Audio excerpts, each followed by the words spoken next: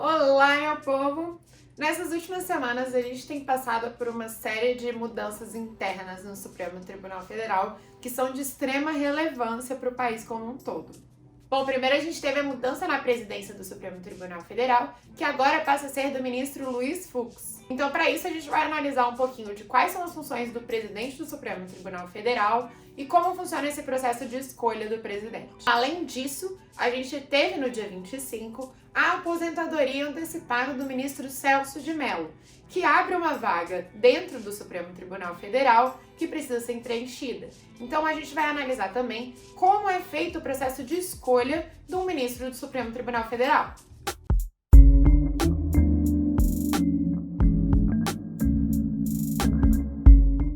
Nosso ponto de partida vai ser como funciona o processo de indicação do ministro do Supremo Tribunal Federal. Primeiro de tudo, então, você precisa saber que o cargo de ministro do Supremo Tribunal Federal é um cargo vitalício. Então, somente pode ocorrer a perda desse cargo por meio de renúncia, aposentadoria compulsória ou por meio de um processo de impeachment. Vamos então aos requisitos para ser ministro do Supremo Tribunal Federal. Você precisa ser brasileiro nato, ou seja, ser filho de pai e mãe brasileira ou ter nascido no território nacional, ainda que de pais estrangeiros, desde que os pais estrangeiros não estejam a serviço do seu país aqui. O segundo requisito exige que o candidato à vaga tenha entre 35 e 65 anos, além de uma reputação ilibada e um notório saber jurídico. Oh, meu Deus, Juliana, que frase linda que eu acho isso, notório saber jurídico. Sim, gente. É uma coisa linda, mas que já deu bastante pano para manga. Porque questiona-se se seria necessário ou não que a pessoa fosse graduada em Direito ou até mesmo advogado ou juiz de carreira.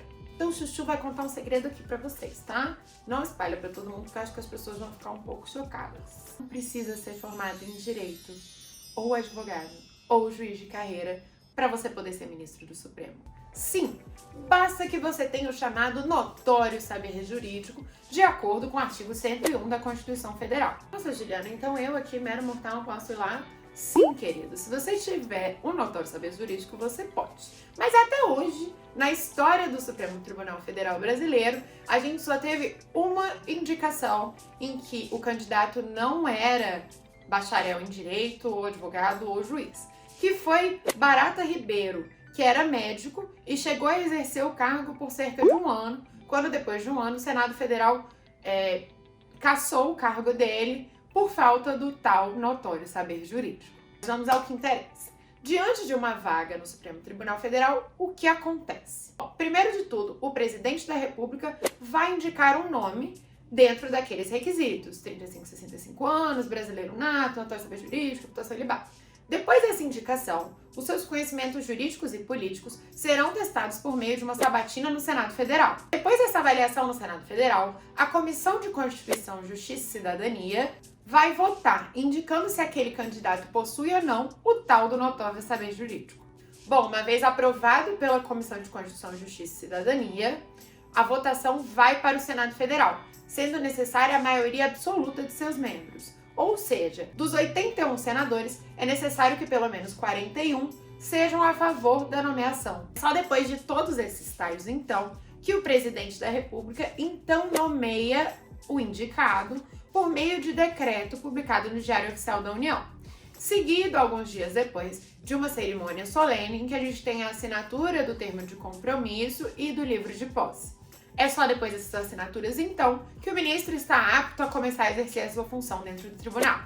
Ok, Chu, ótimo, maravilhoso, mas o que exatamente faz um ministro do Supremo mesmo? Bom, peguei o gafanhoto, vamos lá, mas vamos por partes. O Supremo Tribunal Federal, o órgão de cúpula do Judiciário brasileiro, é formado por 11 ministros e, conjuntamente, formam o plenário do Supremo Tribunal Federal, que é o encarregado por decidir os temas mais, digamos, quentes, que precisam de uma uniformização maior, os temas de grande relevância social, de grande relevância para o Estado, e eles fazem isso através do controle de constitucionalidade e através também do seu papel de guardião da Constituição. Bom, mas as funções do Supremo Tribunal Federal vão além do controle de constitucionalidade, tendo também uma série de competências recursais. além das suas competências originárias, que são aquelas competências em que o julgamento começa e termina no próprio tribunal. Bom, o tribunal então se divide em 3 órgãos. O plenário, como dito, é composto pela união dos 11 ministros, 2 turmas compostas por 5 ministros, exceto o presidente, e a própria presidência do Supremo Tribunal Federal. Note a importância da presidência desse tribunal. Ele é considerado um órgão à parte dentro do tribunal. Mas isso a gente vai falar sobre adiante. Vamos continuar aqui a ler o seu raciocínio, né? Porque eu me perco às vezes falando. O que faz, então, o plenário do STF?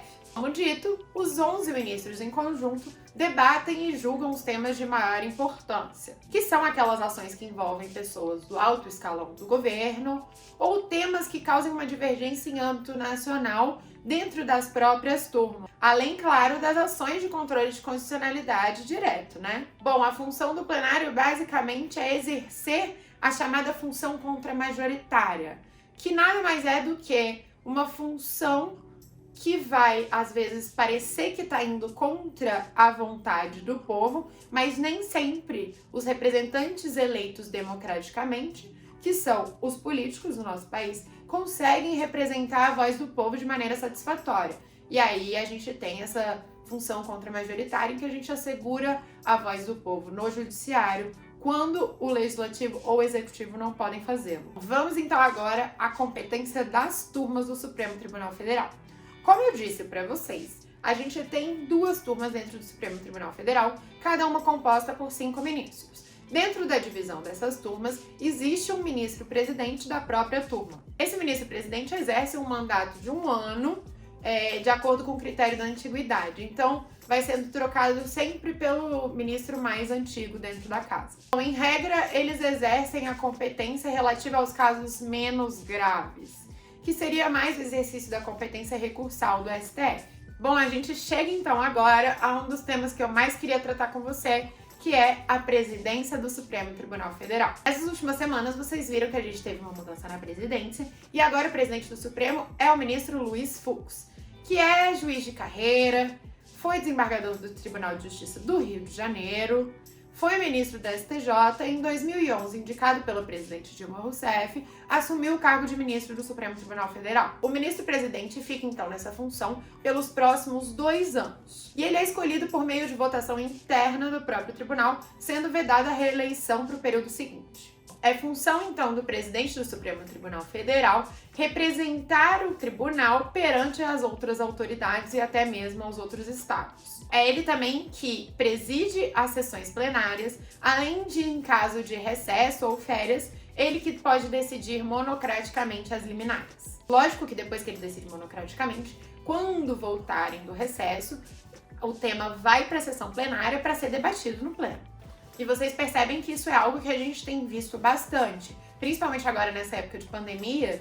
A gente teve uma série de decisões liminares que depois foram levadas a plenário, sendo reformadas ou não, a depender do caso. E agora eu chego com vocês aqui numa das questões mais importantes sobre esse tema da presidência do Supremo Tribunal Federal, que é a questão do ministro-presidente do Supremo Tribunal Federal ter controle sobre a pauta de julgamento do plenário. Ok, Juliana?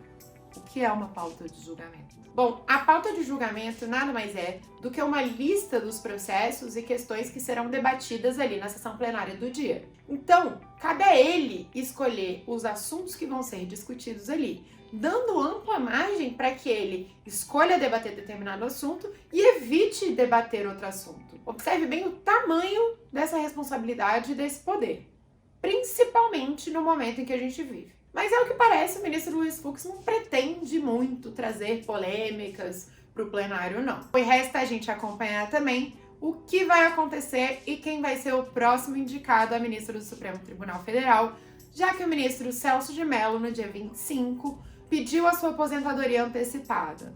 A mídia tem falado em alguns nomes possíveis para essa indicação, mas cabe a gente aguardar a indicação do presidente, depois a sabatina no Senado Federal, aprovação ou rejeição pela CCJ, depois a votação novamente por maioria absoluta no Senado Federal e, enfim, o decreto nomeando o novo ministro do Supremo Tribunal Federal. Espero que vocês tenham gostado, que tenha ficado claro para vocês Então, se você não é inscrito ainda, se inscreve aí embaixo, ativa o sininho, porque agora eu falo essas coisas porque eu sou youtuber. Até a próxima, gente.